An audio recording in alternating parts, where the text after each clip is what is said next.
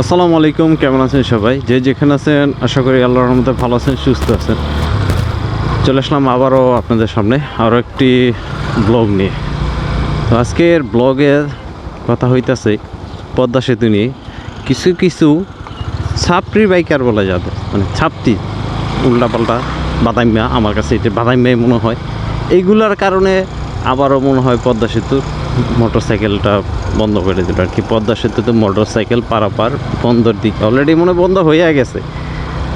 তো যেটা কথা হইতাছে, তোমার বাইকে এসে এই জন্য যেন তোমার পদ্মা সেতুতে গিয়া যেন বাইক নিয়ে ফালাফালি করতে হইবে তা তো কথা না। আর পদ্মা সেতুতে যদি ফালাফালি করে একবার যদি বাইক নিয়ে পড়ো, তাহলে তো তোমারও পাওয়া যাবে না, তোমার বাইকও পাওয়া যাবে না। এসব ছাপড়ি বাইকারদের মানে জোতা দিয়া পিড়াইয়া এরপরে এইটুকু কী বলবো, রাস্তায় বের করে দেওয়া দরকার।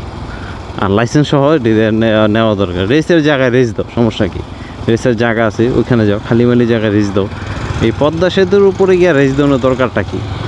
একটা বাইকারের জন্য, দুই তিনটা, একটা না, হয়তো কিছু সংখ্যক বাইকারের জন্য হাজার হাজার বাইকারদের ক্ষতি হয়ে যায়।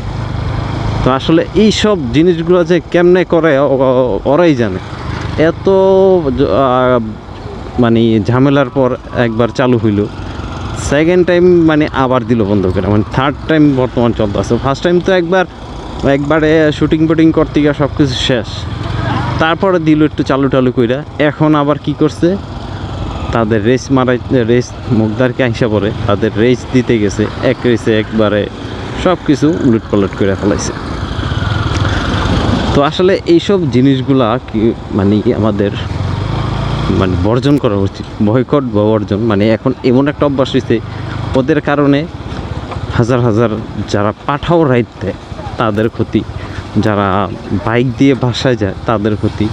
সময় বাঁচানোর জন্য কিন্তু অনেকেই রাইড শেয়ারিংয়ে যেত, পদ্মা সেতু পার হয়ে বরিশাল বা যে কোনো জায়গায় তারা চলাচল করতো। এমনকি যদি পারাপারের জন্য থাকতো তাহলেও মোটর সাইকেল দিয়ে তো তারা কি পারাপার হইতো।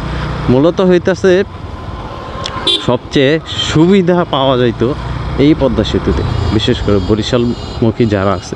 তো বাস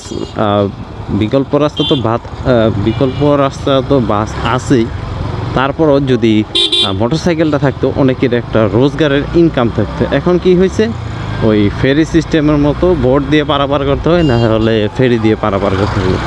এই না যে বোট দিয়ে পারাপার করলে বা ট্রলার দিয়ে যদি মোটর সাইকেল পারাপার করে এটা ভালো। আমার দিকে মনে হয় এটা অনেকটা রিস্ক, কারণ পদ্মা সেতু যদি ঢেউয়ে ওঠে, স্রোতের কবলে পড়ে, তাহলে বাইকারের তো রিস্ক, বাইকেরও রিস্ক, যারা থাকবে তাদেরকেও অনেকটা রিস্কের উপরেই থাকতে হয়। তো আসলে এই যে ফালতু যারা বাইকার আছেন তাদেরকে বলি, আপনার বাইকের এত পাংচাং দেখায় কোনো লাভ নেই, আপনার জন্য আরও 20টা মানুষের ক্ষতি হয়। সো এইসব জিনিস থেকে বর্জন করুন ভাই, সুন্দরভাবে বাইক রাইড করুন। আপনার রেস দেওয়ার ইচ্ছে হলে আপনি রেসের জায়গায় চলে যান, ওটা তো রেসের জায়গা না রে ভাই, ওটা খুবই একটা সেন্সিটিভ জায়গা, যেখানে আর কি বাইক বা যেটাই রাইড করতে হয় খুবই সতর্কতাভাবে বাইক রাইড করতে হয়। কারণ হইতেছে ওই জায়গাটা এমনিতে অনেক ঝামেলার পর বাইকারদের অনুমতি দিছিল, এখন আবার সেই অনুমতি আবার বন্ধ করে দিল। তাদের জন্য কিছু কিছু ছাপড়ি বাইকার আছে, কিছু কিছু ফাউল বাইকার আছে, যেগুলো দেখলে আমার মানে জোতাটা পিড়ে একটা মনটাকে উল্টাপাল্টা করে হলো। যারা বাইক স্ট্যান্ড করে তাদের সাবজেক্ট আলাদা, তারা শুধু বাইক স্ট্যান্ডিং করে, তারা কিন্তু এরকম আউল ফাউল জায়গা এরকম কাজ করে না। মানে দেখা গেছে আউল ফাউল জায়গায় গিয়ে স্ট্যান্ড করবে না, তাদের একটা নির্দিষ্ট স্থান আছে। তারা খোলামেলা জায়গায় বা যেখানে স্টেজ করা হয় বা এরকম দেখা গেছে যারা প্র্যাকটিস করে তাদের জন্য তারা আরও একবারে খোলামেলা জায়গা যায়, যেখানে গাড়ি চলাচল কম, এমনকি মানুষও কম থাকে।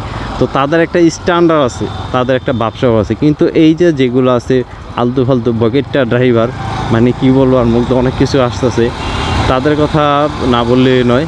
মানে এক কথা বলতে গেলে বাদাইম্যা, বাইক কিনছে বাদাইম্যাগিরি করতেছে, মানে দেখায় ওর বাইক আছে, স্পিড আছে।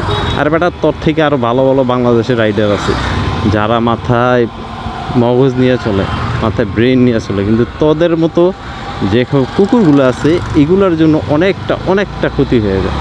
তো যাই হোক, আমি আসলে কথাগুলো বললাম একটা পোস্ট দেখে, যার জন্য এই অবস্থাটা হইল। মানে আমার ইচ্ছা ছিল না এত কিছু বলার, আমি সব রাইডারকে সম্মান করি, কিন্তু কিছু কিছু রাইডারগুলো আছে যেগুলোর জন্য সুনাম থেকে দুর্নাম হয়, এদেরকে বয়কট করা বা পুষ্টা দেওয়া ফালাই দেওয়া, ওটা আমার মনে হয় অনেকটা ভালো।